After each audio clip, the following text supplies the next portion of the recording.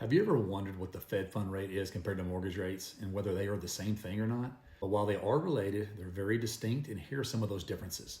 The Fed fund rate is the target interest rate set by the Federal Reserve for overnight borrowing between banks. Banks must meet banking reserve requirements, therefore, they lend their excess reserves to each other to help meet those banking requirements. The Fed uses the Fed fund rate as a tool, basically to implement monetary policy. By adjusting this rate, they are influencing overall borrowing cost. It helps them control inflation, stimulate or slow down economic growth. Changes in the Fed fund rate have an impact on short-term interest rates, including rates on credit cards, personal loans, adjustable rate mortgages. It also indirectly impacts longer-term rates like mortgage rates. Now, what a mortgage rate is, it's a rate that a borrower pays on a loan to purchase a home. It's basically the cost of borrowing money for a mortgage.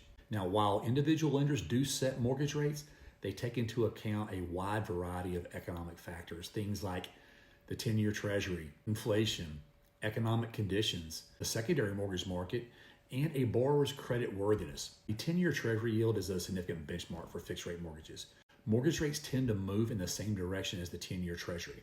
Inflation is nothing new to us. We've heard a lot about inflation the last few years, but generally speaking, higher inflation leads to higher mortgage interest rates.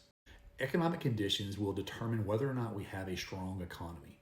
For an example, a high demand for homes can push rates up, while economic uncertainty or a recession could lead to lower interest rates. The secondary mortgage market is the demand from investors for mortgage-backed securities, which is what home loans were built of. These influence the interest rates as well based on investor appetite. The individual factors of a buyer also impact the interest rates, things like their credit scores, down payment, debt-to-income ratio.